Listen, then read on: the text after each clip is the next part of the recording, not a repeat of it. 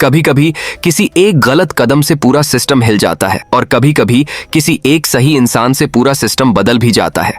आज की कहानी दो बहनों की है, एक फौज में, एक प्रशासन में और उनकी माँ जिसने उन्हें इंसाफ और हिम्मत की मिसाल बना दिया। झरना तहसील एक छोटा सा कस्बा जहां लोग एक दूसरे को नाम से जानते हैं, पर सत्ता वाले अपने ओहदे से।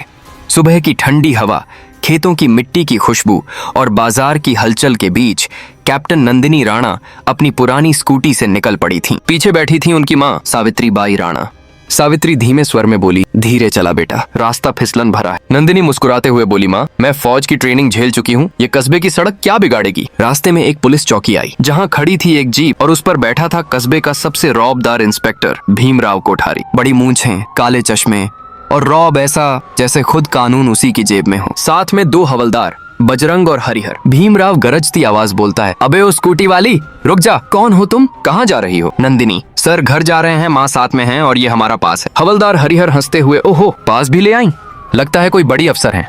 भीमराव बोला, पास दिखाओ। नंदिनी ने कागज आगे बढ़ाए लेकिन भीमराव ने बिना देखे हवा में उछाल दिए। भीमराव बोला, ये सब दिखावा है, झूठ बोल रही हो तुम। नंदिनी संयमित पर सख्त आवाज, सर आप चाहें तो चालान काट लें पर बात करने का तरीका सही रखें। थोड़ी खामोशी और तभी एक जोरदार थप्पड़ की आवाज गूंजा। भीमराव का हाथ नंदिनी के गाल पर पड़ा। सावित्री चिल्लाते हुए, अरे मेरी बेटी को क्यों मारा। भीमराव बोला, चुप वरना जेल भेज दूंगा दोनों को। भीड़ खामोश थी। कुछ लोग मोबाइल निकाल रहे थे पर कोई आगे नहीं बढ़ा। सिर्फ एक नौजवान आदित्य विक्रम, कॉलेज का छात्र, उसने चुपचाप मोबाइल कैमरा चालू कर दिया और सच रिकॉर्ड कर लिया।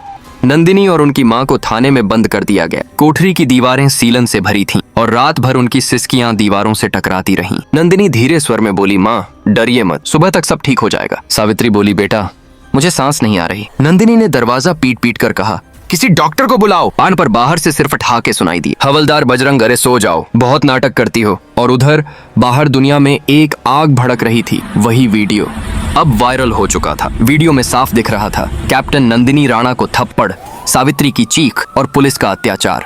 लोगों ने सोशल मीडिया पर लिखा, अगर एक फौजी की मां तक सुरक्षित नहीं तो आम जनता का क्या। जस्टिस फॉर नंदिनी ट्रेंड करने लगा। वीडियो पहुंचा कलेक्टर अनघा राणा तक, जिन्हें किसी ने नहीं बताया था कि वो उनकी अपनी बहन है। जैसे ही वीडियो देखा उनकी आंखों में लहू उतर आया। अनघा कड़क आवाज में, विकास तुरंत रिपोर्ट लाओ, कौन सा थाना है, कौन से अफसर हैं, सब नाम चाहिए। सारा सिस्टम हिल गया। थानेदार से लेकर एसपी तक कांप उठे। रात के 2 बजे नंदिनी और उनकी माँ को छोड़ा गया पर तब तक सावित्री की हालत बिगड़ चुकी थी। आईसीयू के बाहर नंदिनी अपनी माँ का हाथ पकड़कर रो रही थी। उसी वक्त दरवाजा खुला। कलेक्टर अनघा अंदर आई। अनघा राणा की आवाज कांपती हुई, तुमने मुझे फोन क्यों नहीं किया। नंदिनी, उन लोगों ने मोबाइल छीन लिया था दीदी। दोनों बहनें गले लगकर रो पड़ी। वो आंसू न्याय की शुरुआत थे। अनघा ने आदेश दिया, इंस्पेक्टर भीमराव कोठारी, हवलदार बजरंग और हरिहर, तीनों निलंबित। मीडिया गरज उठा। कलेक्टर ने खुद ली कार्रवाई। सरकार हिली लेकिन कहानी यहीं खत्म नहीं हुई। सत्ता वाले बौखलाए। एक नेता बलवंत नायक इस पर राजनीति करने लगा। ये सब नाटक है, वोट पाने का तरीका। पर जनता अब चुप नहीं थी। ट्रांसफर नहीं, सम्मान दो, अनघा दीदी जिंदाबाद। कलेक्टर के समर्थन में लोग सड़कों पर उतर आए। मीडिया हर घंटे कवरेज दिखा रही थी। राजधानी से आदेश आया, अनघा का ट्रांसफर रद्द किया जाए और उन्हें मानव सम्मान मिशन की प्रमुख बनाया जाए। कुछ महीनों में हर थाने में सीसीटीवी लग गया। महिला शिकायत सेल बनी और जनता को हक बताने वाले बोर्ड लगे। लोगों में अब डर नहीं, आवाज थी। शाम का सूरज ढल रहा था। खेतों में हवा चल रही थी। सावित्री बाई अब ठीक थीं। दोनों बेटियां उनके पास थीं। सावित्री धीरे स्वर में बोली, बेटियों याद रखना, जब हिम्मत और सच साथ हो तो भगवान भी न्याय करने में देर नहीं करता। कभी कभी सिर्फ एक परिवार ही सिस्टम को आईना दिखा देता है। अगर आपको भी लगता है कि एक ईमानदार इंसान पूरे सिस्टम को हिला सकता है तो इस कहानी को शेयर करें, क्योंकि सच की आवाज तभी गूंजती है जब हम उसे दबने नहीं देते।